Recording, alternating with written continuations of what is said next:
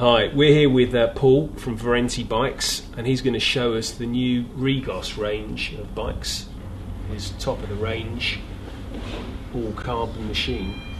Yeah, the game plan with Verenti is we wanted to build a UK designed sportive brand of bikes that caters solely for that audience. Somebody's going to spend many hours in the saddle as opposed to a racing whipper who's after the lightest and a race orientated bike. So it feels fast, it is fast, but doesn't beat you up.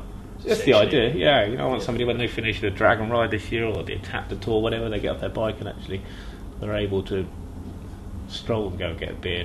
Yeah. Well, because comfort is a performance advantage, isn't it? If your bike beats you to death, then I was out to the Attack the Tour this year, not able to ride it because of my knee operation, but some of the guys there, I saw them at the bottom of Mount 1-2 and they're the flashiest, lightest bikes in the world, and decked out. You couldn't have made a bike any better. In fact, some of them are probably better than tour riding bikes, but still going to get up that hill. The pain on some people's faces. The lug format is something we want to introduce. And that's carbon lugs. Carbon lugs, yeah. All the tubing on there is a Toray high modulus 3K carbon throughout this model.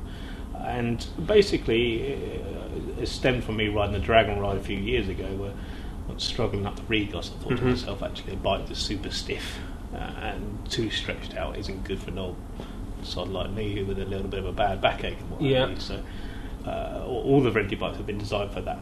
So what we've done is kind of put some comfort in the rear stays, but once you get to the top of that mountain or that hill pass or whatever, you can then sit there and hammer down the hill. So you've got a nicely stiff front end. So it's going to absolutely. So it's got the oversized head tube and it's going to handle immensely well. It's got a really stiff bottom bracket still, so it sprints really well when going up a hill or down.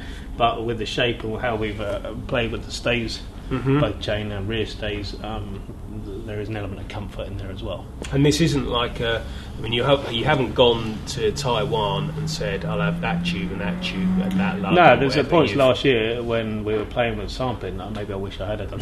The idea of the lugged format is that it allows us to offer more size than just a standard monocoque. Right.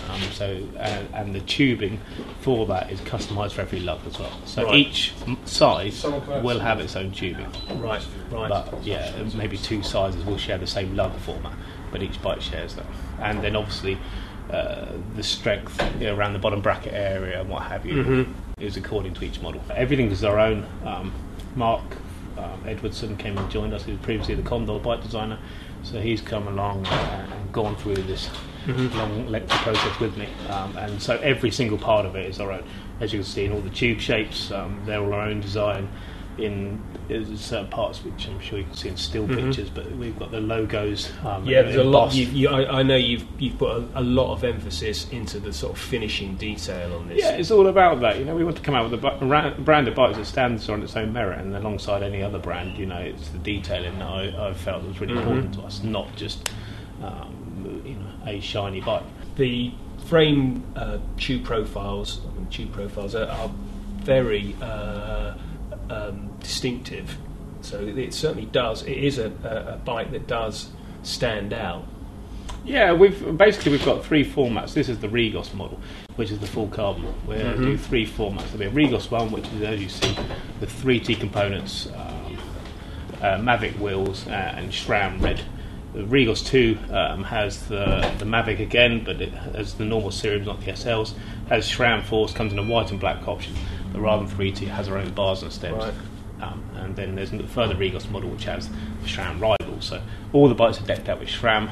And all the Regos frames are the same? Absolutely. The frame and fork is exactly the same across all models. What changes is just the componentry on them. The other models that you don't see here, but they've got our own stems and handlebars, we've designed our own bars, so that there's a low drop in them, but they've got a longer sweep. Right. So, I find with some bars, when we've been out riding or whatever, that people complain that it's painful on their wrists, or they've got enough or you're banging your wrist on the top of the bar. Yeah, so we've kind of done that, and how we've gripped the bars. There's gel on the tops and double wrapped or thicker, than standard, and then they're thin on the bottom when somebody does want to sprint. So it's comfort when you're sat on the hoods riding up the hill. And then. So how many versions of this bike has it taken to get to the finished one? I mean, how many prototypes did you go through? I think 14 different, 14 models. Wow. To get here. So what were the main things that you were changing along the way? I mean, were the shapes of the tubes? Top tube length. Yeah, I mean the tubing shape we kind of was very early on. We kind of played around the actual tubes before we got them into frames. I'm quite happy with that, and the visual looks of it. The first few models that came through was the top tube length was the first thing we changed. Right. And shortened that fraction. Then it came the stays, then the performance and how the strength of the bottom bracket area and how the bike sprinted. Yeah. People probably wonder about the Regos 01. I take it that's the coordinates. Yeah, absolutely. And on each bike for various models, whatever it is, be it the Malouk, which is obviously a famous climb, Cornwall, or the Regos or Kilmaston, the village where I guess a lot of the training and test of these bikes started taking place.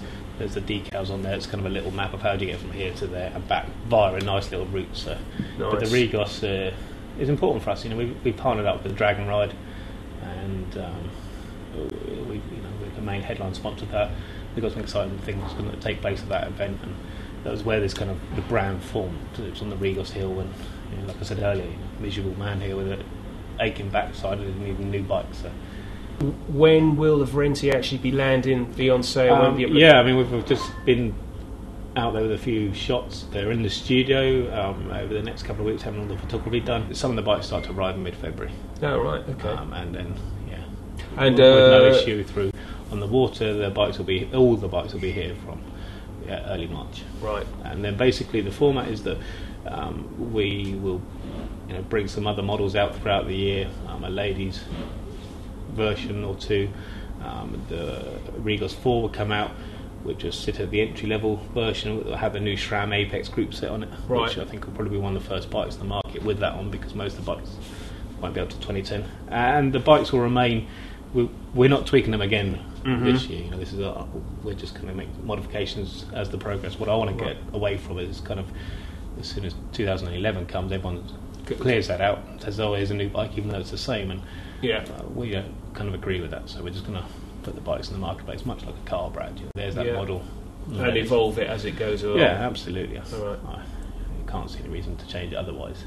We've got the very latest gear and components on there. I'm immensely happy with the frames. And the other question people probably want to know is how much they cost. The Regos range, the carbon range, are going to start from 1,400, and this one's 2,900. But Verenti bikes will be starting from £850 to start with. Right. And when the new Apex model comes out, that'll probably be £700. But so at the moment it's 3 carbon models, 1,400, 1,800 and 2,900 respectively. An alloy carbon, which is £1,200. The Malouk. Yeah, and then the Kilmaston, which is our kind of alloy and training bike or sportive bike that will come with guards, and that's going to be 850.